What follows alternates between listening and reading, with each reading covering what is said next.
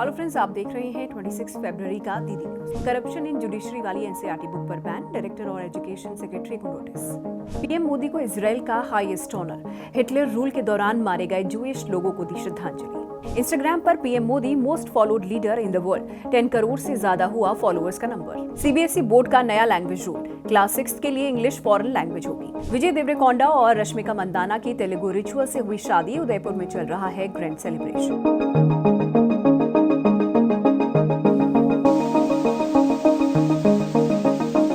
Supreme court ने corruption in judiciary chapter वाली NCERT book को बैन कर दिया है। चीफ जस्टिस सूर्यकांत ने 8th क्लास की सोशल साइंस की इस बुक की पब्लिशिंग और इसके डिस्ट्रीब्यूशन पर रोक लगाई है। इससे पहले बेची जा चुकी बुक्स वापस लेने और डिजिटल कॉपीज को हटाने का ऑर्डर भी दे दिया गया था। अपार्ट फ्रॉम दिस, कोर्ट ने एनसीईआरटी डायरेक्टर और यूनियन एजुकेशन सेक्रेटरी को नोटिस भेजकर जवाब भी मांगा है। सिलेबस से जुड़ी हुई मीटिंग्स की डिटेल्स, कंट्रोवर्शियल चैप्टर्स लिखने वाले राइटर्स के नाम और उनकी क्वालिफिकेशंस बताने के लिए भी कहा गया है। सीजीआई ने कहा है कि जुडिशरी को बदनाम करने की गहरी और सोची समझी साजिश लगती है। जिम्मेदारों की पहचान कर स्ट्रिक्ट एक्शन लिए जाने चाहिए। इन डेप्थ इन्वेस्टिगेशन होगी और केस क्लोज नहीं होगा। एनसीईआरटी पर डिफेमेशन केस भी हो सकता है। पीएम नरेंद्र मोदी 2 दिन के इजराइल विजिट पर हैं। पीएम मोदी ने वहां इजरायली पार्लियामेंट नेसेट को संबोधित भी किया। इस दौरान उन्हें पार्लियामेंट का highest honour, speaker of the Knesset medal भी दिया गया। अलोंग विद दैट, मोदी ने इजराइल पर हमास के हमलों को कंडेम भी किया। उन्होंने कहा कि हम आपके दर्द को समझते हैं। इंडिया लंबे वक्त से टेररिज्म का विक्टिम रहा है। इंडिया इजराइल के साथ हमेशा खड़ा है। वहीं नेतन्याहू ने कहा कि मोदी मेरे भाई जैसे हैं, मेरे दिल में उनके लिए खास जगह है। उन्होंने मोदी को लायन ऑफ एशिया और दुनिया का रिस्पेक्टेड लीडर कहा। ट्रिप के दूसरे दिन यानी कि आज पीएम मोदी यरूशलेम के होलोकॉस्ट मेमोरियल याद वाशिम पहुंचे। यहाँ पर उन्होंने हिटलर के नाजी रूल के दौरान मारे गए 60 लाख जूइश लोगों को श्रद्धांजलि दी। इसके बाद मोदी इजराइल के प्रेसिडेंट इसाक हरजोग से भी मिले। यहाँ पर बायलैटरल रिलेशंस और रीजनल कंडीशंस पर बात हुई। दिल्ली के मालवीय नगर में अरुणाचल प्रदेश के टेनेंट्स के साथ बदसलूकी और रेशियल अब्यूज करने के मामले में पुलिस ने अक्यूज्ड महिला को कल अरेस्ट कर लिया था। इस मामले पर अरुणाचल प्रदेश के सीएम पेमा खांडू ने कहा है कि इस तरह रेशियल अब्यूज करने वाले बिहेवियर की हमारी सोसाइटी में कोई जगह नहीं होनी चाहिए। ये बिल्कुल अनएक्सेप्टेबल है। सिक्किम के सीएम प्रेम सिंह तमांग ने इस इंसिडेंट को अनफॉर्चुनेट और कंसर्निंग बताया है। उन्होंने कहा है कि नॉर्थ ईस्ट देश का इंटीग्रल पार्ट है और यहाँ के हर सिटीजन को डिग्निटी, इक्वालिटी और रिस्पेक्ट का हक होता है। मेघालय के सीएम कोनराड संगमा ने भी इस पर रिएक्ट किया है। उन्होंने कहा है कि नॉर्थ ईस्ट से आने वाले लोगों के अगेंस्ट डिस्क्रिमिनेशन पूरी तरह से बंद होना चाहिए। राजस्थान गवर्नमेंट ने लोकल बॉडी पोल से 30 साल पुरानी 2 बच्चों की शर्त को हटा दिया है। अब 2 से ज्यादा बच्चे वाले लोग भी पंचायत और अर्बन बॉडी इलेक्शंस में खड़े हो सकते हैं।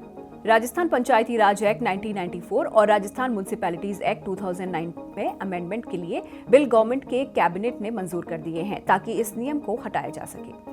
According to the Global Mind Health Report 2025, India के यंगस्टर्स की मेंटल हेल्थ यहाँ के सीनियर सिटीजन से खराब है। 18 से 34 साल तक के मामले में इंडिया 84 देशों में 60th पोजीशन पर है। On the other hand 55 years and above वाले लोगों का स्कोर 96 है और उनकी रैंक 49th है। सेंट्रल गवर्नमेंट ने अनाउंसमेंट की है कि 1 अप्रैल 2026 से all over the country 20% ethanol blended petrol यानी कि E20 ही बेचा जाएगा। According to the new rule, अब पेट्रोल में 20% तक एथेनॉल मिलाकर बेचना कंपलसरी होगा। बिल गेट्स ने गेट्स फाउंडेशन की एक टाउन हॉल मीटिंग की और इसमें उन्होंने जेफरी एप्स्टीन के साथ अपने रिलेशंस पर खुलकर बात की और अपनी डीड्स की रिस्पॉन्सिबिलिटी ली है। उन्होंने एम्प्लॉयज से माफी मांगी और कहा कि एप्स्टीन से मिलते रहना एक बहुत बड़ी गलती थी। अमेरिकन जस्टिस डिपार्टमेंट के रिलीज किए गए डॉक्यूमेंट्स में बिल गेट्स और एप्स्टीन के बीच ईमेल, कैलेंडर एंट्रीज और फोटोज शामिल हैं। ऑल्दो बिल गेट्स पर किसी इलीगल काम का आरोप नहीं है। बिल गेट्स ने कहा है कि उन्होंने किसी भी अपराध को ना ही देखा है और ना ही किया है। उन्होंने बताया कि वो एप्स्टीन से सोशल वर्क के लिए मिले थे, लेकिन अब उन्हें उस बातचीत पर रिग्रेट है। According to US media, Jeffrey Epstein से रिलेटेड जो डॉक्यूमेंट्स अब तक रिलीज किए गए हैं उनमें कई विटनेसेस के इंटरव्यू नहीं हैं। इनमें कुछ इंटरव्यूज वो भी हैं जिसमें एक महिला ने प्रेसिडेंट डोनाल्ड ट्रंप पर सेक्सुअल हैरेसमेंट का आरोप भी लगाया था। अकॉर्डिंग टू CNN, एप्स्टीन की पार्टनर जिजेल मैक्सवेल के लॉयर्स को दिए गए एक एविडेंस लॉग में around 325 FBI witness interview records के सीरियल नंबर हैं। इन रिकॉर्ड में से मोर देन 90 यानी कि लिस्ट के 1/4 से भी ज्यादा डॉक्यूमेंट्स DOJ की वेबसाइट पर अवेलेबल नहीं है। अगले एकेडमिक सेशन यानी 2026-27 से सीबीएसई बोर्ड के क्लास 6 के स्टूडेंट्स अगर इंग्लिश पढ़ते हैं तो उसे फॉरेन लैंग्वेज कंसीडर किया जाएगा। न्यू एजुकेशन पॉलिसी के मुताबिक क्लास 6 के स्टूडेंट को 3 लैंग्वेजेस पढ़नी होंगी, जिनमें से कम 2 इंडियन लैंग्वेजेस होनी चाहिए और एक फॉरेन। और इसी पॉलिसी के तहत इंग्लिश को अब एक फॉरेन लैंग्वेज माना जाएगा। मतलब अगर कोई स्कूल इंग्लिश पढ़ाता है तो वो 3rd लैंग्वेज के स्लॉट में आएगी। साथ में 2 इंडियन लैंग्वेज कंपलसरी होंगी। फ्रेंच या जर्मन जैसी अगर कोई और फॉरेन लैंग्वेज है तब भी पढ़ाई जा सकेगी जब 2 इंडियन लैंग्वेज उनके साथ हो। ये 3rd लैंग्वेज आगे चलकर क्लास 10 तक मैंडेटरी भी हो सकती है। सीबीएसई अभी 9 इंडियन लैंग्वेज जैसे कि तमिल, तेलुगु, मलयालम, कन्नड़ा, गुजराती, बांग्ला के लिए लर्निंग मटेरियल तैयार कर रहा है और इसका मकसद स्टूडेंट्स को मल्टीलिंगुअल बनाना है और भारत की रिच लिंग्विस्टिक हेरिटेज से जोड़ना है। कैलकाटा हाईकोर्ट ने आईआईएम कैलकाटा के एक एमबीए स्टूडेंट की नेक्स्ट ईयर में प्रमोट करने की प्ली को रिजेक्ट कर दिया है। कोर्ट ने कहा है कि पेरेंट्स को ऑर्गेनाइजेशन के फैसले की रिस्पेक्ट करनी चाहिए और अपने बच्चे के लिए ईगो बैटल्स नहीं लड़नी चाहिए, क्योंकि संस्था स्टूडेंट्स की भलाई का फैसला करने के लिए सही अथॉरिटी है। स्टूडेंट ने क्लेम किया था कि उसके सीजीपीए, फिजिकल एब्सेंस और मेंटल हेल्थ की वजह से उसकी एजुकेशन इफेक्ट हुई है, लेकिन कोर्ट ने पाया कि उसकी अटेंडेंस लगातार कम थी। उसने क्लासेस और एग्जाम्स मिस किए। अकॉर्डिंग टू इंस्टीट्यूट रूल्स उसे पहले साल रिपीट करना होगा। इस केस में स्टूडेंट के पेरेंट्स का कहना था कि उसे सिजोफ्रेनिया है और इसके लिए उसे नेक्स्ट ईयर में प्रमोट कर दिया जाना चाहिए। और आइए अब देख लेते हैं आज का मीट। T20 वर्ल्ड कप में थर्सडे का दिन बहुत इंपॉर्टेंट रहा। पहला मैच वेस्टइंडीज और साउथ अफ्रीका के बीच खेला गया, तो वहीं दिन का सेकंड मैच इंडिया और जिम्बाब्वे के बीच है। टीम इंडिया को सेमीफाइनल के अपनी चांस के लिए बाकी बचे दोनों मैचेस को जीतना ही होगा और साथ ही टूर्नामेंट के बाकी टीम्स के मुकाबलों पर भी डिपेंड रहना होगा। टीम इंडिया की डिपेंडेंसी बाकी मैचेस पर इसीलिए है क्योंकि वेस्टइंडीज ने मंडे 23 फरवरी को T20 वर्ल्ड कप में सुपर 8 के अपने पहले मैच में जिम्बाब्वे को 107 रनों से हरा दिया, जिसके बाद इंडिया की टेंशन ज्यादा बढ़ गई है क्योंकि खुद टीम इंडिया साउथ अफ्रीका के अगेंस्ट अपने पहले मैच में यानी 22 फरवरी को 76 रन से हार गई थी। इंडियन क्रिकेट टीम भी एक बड़े मार्जिन से हारी थी। हर ग्रुप की टॉप 2 टीम को ही सेमीफाइनल में जगह मिलती है और इसीलिए टीम इंडिया के पास अब जीत ही लास्ट ऑप्शन है। इंडिया को 26 फरवरी को जिम्बाब्वे के बाद 1 मार्च को वेस्टइंडीज से मैच खेलना है, क्योंकि खुद टीम इंडिया साउथ अफ्रीका के अगेंस्ट अपने पहले मैच में 22 फरवरी को 76 रनों से हार गई थी। तो इंडियन क्रिकेट टीम भी एक बड़े मार्जिन से हारी है, इसीलिए उसे बड़े मार्जिन से अब जीत हासिल करनी होगी। हर ग्रुप की टॉप टीम को ही सेमीफाइनल में जगह मिलती है और इसीलिए टीम इंडिया के पास अब जीत ही लास्ट ऑप्शन है। इंडिया को 26 फरवरी को जिम्बाब्वे के बाद 1 मार्च को वेस्टइंडीज से मैच खेलना है।